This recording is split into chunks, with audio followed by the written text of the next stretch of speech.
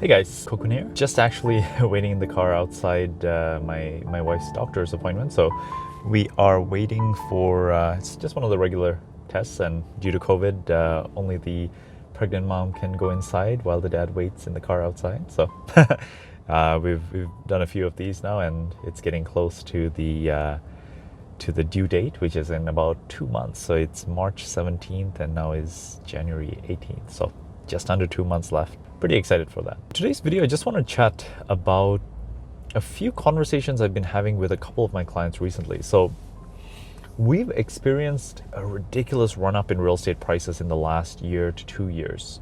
Like in the last year, close to 25 to 30%. It's on the markets we operate in. And then even the year prior was still in the double digits. So many of my clients that have only owned properties for about a year and a bit are able to pull out the entire down payments, right? They're in these deals with basically no money out of pocket. And many of them, did the right things. They bought properties, added, basement apartments, or bought, cash flowing properties that they can pull out some equity and they'll still have positive cash flow. So they're in a good spot where they can actually redeploy the capital into multiple rentals.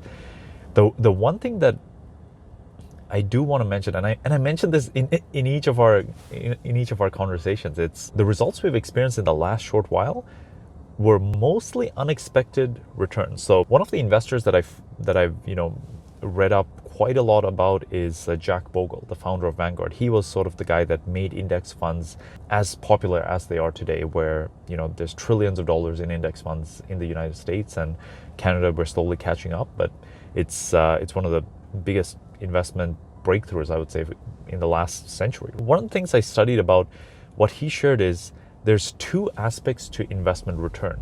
There's the expected return, and then there's the unexpected return. The expected return is something that you can base on fundamentals. The real estate, generally speaking, it keeps up to inflation, right? Because the cost of building a house increases, the cost of labor increases, the cost of materials increase over time. So it is reasonable to expect that the cost of a home will increase at the pace of inflation, call it 2%, 3%, maybe a little bit more than that. And then the second aspect is the land, right? So if you're in a city where the land is in demand, right? The population's growing, the requirements for more density is increasing. There's a reasonable expectation that the land is going to become more valuable over time, especially if it's a larger piece of land. You can add 2 units, 3 units. If you can tear down the home and build a building, the value of the land over time will increase as well. So if you put these two things together, I think over a reasonable time period in a market that's growing 5-6% on average per year is a reasonable rate of growth. When I look at investments, that's all I'm expecting in terms of the price appreciation from the property. You're also going to get cash flow. You're also going to get mortgage pay down. So there's many components of real estate investment return, but I'm only looking for 5-6% and maybe even a little bit less than that. That's my expected investment return.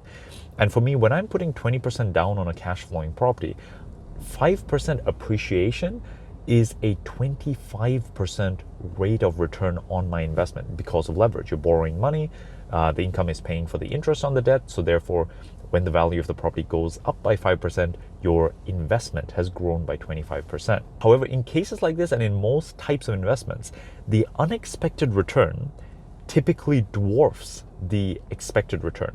So your expected return can be 5% a year, but you may get it in a lump sum right up front in 30%. And then maybe you have a few years of flat, no growth. Maybe you have a few years of high growth followed by, who knows, maybe decades of low growth. So it is important to keep in mind that whenever we have these periods of ridiculous growth, it's great as an investor. I benefit. My properties have grown in value. I can redeploy those, right?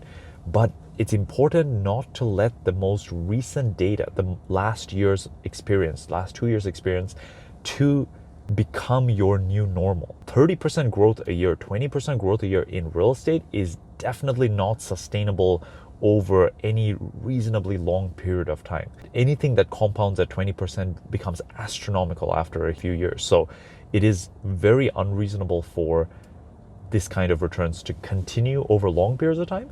It happened last year.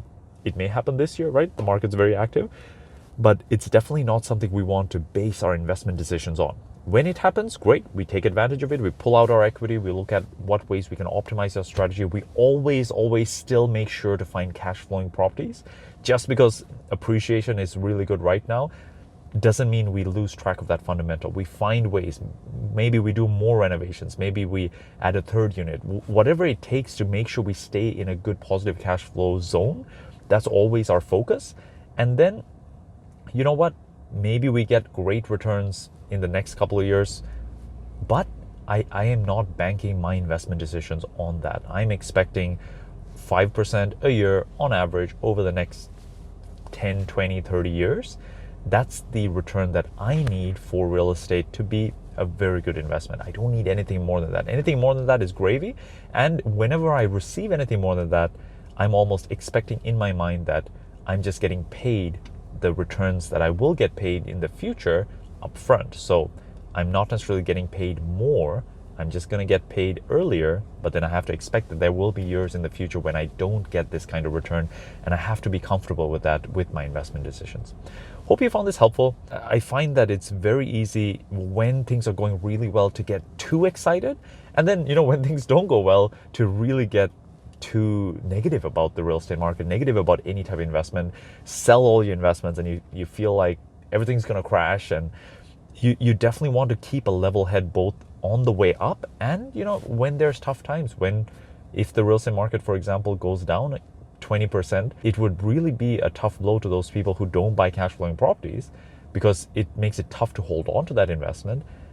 And right now, if the market goes down 20%, we're literally going back to 2019 prices. So it's not even that unreasonable. So it is important to keep that in mind. I still believe that real estate is a good long-term investment. You just have to go about it with the right mindset and really knowing what to expect. If you are interested in investing in the Niagara region, I do have a report called My Beginner's Guide to Investing in the Niagara region. You can find it at niagarainvestor.ca. I'll put the link in the description below. And if you have any questions, feel free to comment. Until next time, all the best.